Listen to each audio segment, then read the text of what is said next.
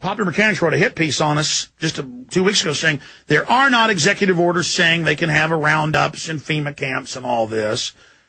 Look, this one from 40 years ago was overturned. They don't let you know they've all been reissued. See how the lawyer mind, little tricks, little scams they run. That's why Popular Mechanics won't come on this show, because I will eat their lunch. One time I heard one of their guys, the Megs, lying on the radio, and I called into the show. And I said, "Why won't you debate me?" He wouldn't answer that. And I said, you say that not one U.S.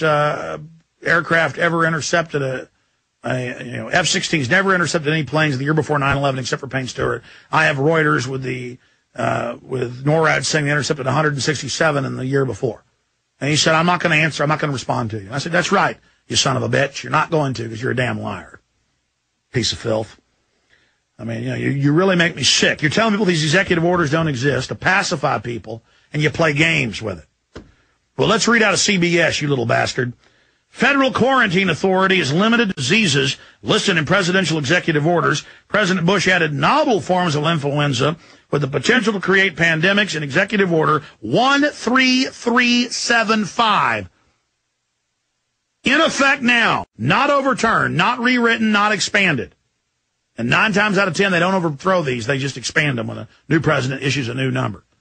Federal quarantines authority is limited to diseases listed in presidential executive orders. President Bush added novel forms of influenza with the potential to create pandemics in Executive Order 13375. That exists, Hearst Publishing. You understand? 13375. Stick it in your ear. Anyone violating a quarantine order can be punished by a $250,000 fine and or 1 year in prison. You can go, here's Fox News clip. Fox News, martial law if it's a pandemic, forced inoculations, roundups, all of it. You can go watch the clip. We have time, we'll play it at the end. There it is. Just Google Fox News, martial law if it's a pandemic. And you can go and you can watch it for yourself, okay? Telling you how great it is. Okay. So we got that going on here. And then, of course, you can actually read the UN say it, and they admit, Reuters AP, that this country's under UN control. They are directing the response of the CDC and the states in Northcom.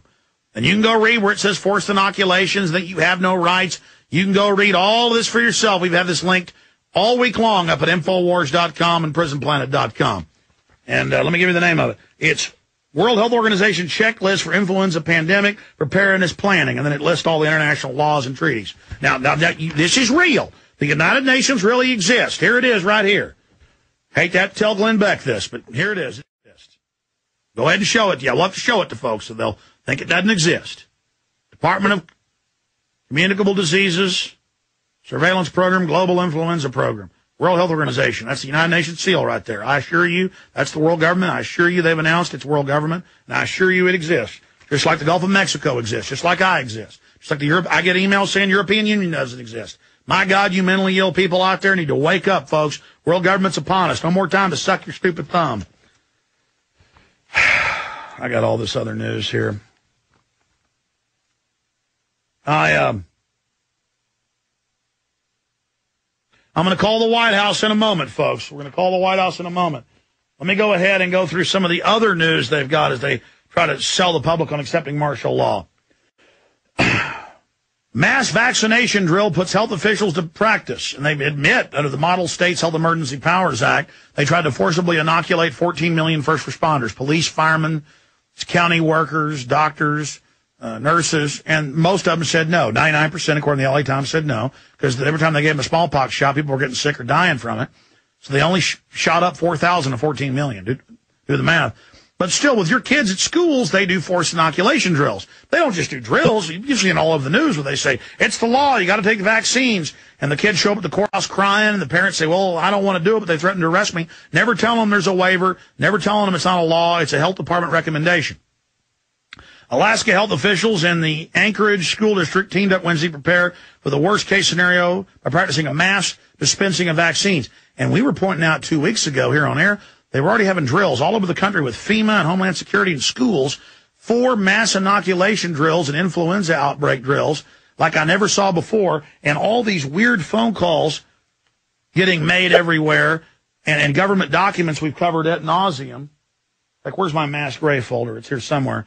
Where they're getting ready for mass graves just all of a sudden for influenza. Now, does that mean that they're even going to release bad influenza, one that'll kill tens of millions? Does that even mean that it's real? No, they can just... Most of this is about fear-mongering with county and city officials. They come in and say, we're really at level 6, but don't tell the public. And get ready for mass graves and for half the public to die. Billions could die worldwide, you know. And the local cops are like, I'll do whatever you say, feds, good God. You know, it's really about brainwashing them. And we caught the feds staging little fake terror attacks over the last few years to get the locals to roll over. So there's all these psyops going on. And we pointed that out with the psyop they gave the state officials that we got Wednesday night. I said they could be lying to local state officials. It doesn't mean that it's really going to, you know, be this bad or happen like this. But we have to take it serious. So mass vaccination drill. Here's WorldNet Daily. Excellent article. U.S. under UN law and health emergency. You can read that in Reuters if you want. Bush's SPP power grab set stage for military and to manage flu threats. This was August 28, 2007. Dr. Corsi, who's on, by the way, Monday with us. And it says in here, in the SPP documents, as we cover in Endgame, my film, that on page 3 that they had a plague involving a scenario of a plague in Mexico reaching across the border of Arizona and Mexico, a pandemic of influenza being the plague in 2006. And the SPP stated in the document that they would use this to help bring in the New World Order in the North American Union. And now that's in mainstream news, that globalism, and it brings the world together. In fact, did you guys Google that, where it was a bunch of headlines like, flu pandemic brings world together, good for globalism, good for global governments, good for UN. I mean, they're just admitting all of this. So you got that. Here's another great article just written by Jurian Masin. Yet another crisis, yet another call for world government, this time from RAND Corporation. That's an excellent article up on Infowar.com. And then this quack thermal imaging. You come out of the hot, you know, parking garage, taking the tram. You come in hot and sweaty to the airport. They drag you aside for flu testing and quarantine you for a few days while they test you. Just all about training us that we're all criminals, we're all bad, giving the control freak government an excuse to be involved in our lives. Meanwhile, we're not noticing, French news agency, 50 to 100 Guantanamo inmates can't be freed, says Gates. Obama agrees, saying they've got to be tried by secret military tribunals, agreeing with Cheney. See, nobody's hearing about that now. Yeah, the new level signifies that all countries should immediately activate their pandemic preparedness plans, World Health Organization director said. The world will need to pull together, she said. Yeah, but there's headlines I saw on Drudge and everywhere else. We even linked to them. I just can't keep somewhere in the stack. I'll come across it here in a moment, where they're going, this is good for global governance. This is good for world government. This is good for the world coming together. This is good for globalism. Okay, so we got that. I went through that stack. I got some other important stacks here, and I want to recap all of this. And they're doing quarantines everywhere and dragging people off airplanes and dragging people out of these systems. Again, all part of the fear-mongering, all part of the pageantry, all part of the theater. Let's go ahead and do this. Let's go ahead and play the Fox News martial law piece. When we come back, I'm going to call the White House. I'm going to call the White House, give them a piece of my mind, coming up in just a moment. But right now, let's play this little Fox News piece. Now, when I saw this, I knew. When I saw 4 years ago, Tommy Franks, all over the news, all over Cigar Aficionado, all over Newsweek, all over the media going, it's real sad, but one more attack. We're going to have to get rid of the Constitution and our freedoms and have a military form of government. I don't like it, as a soldier and as a patriot, but it's what people want for safety, and it will make them safe. And we got to give the people what they want. I'm real sad about martial law, but it's what's going to need to happen. Militaries throughout history hate setting up dictatorships. Only happens 99% of the time. But anyways, we really hate it. But and I said, that guy's on Pentagon payroll, part of the tens of billions in fake news that Congress admits is going on, and the General Accounting Office says is illegal.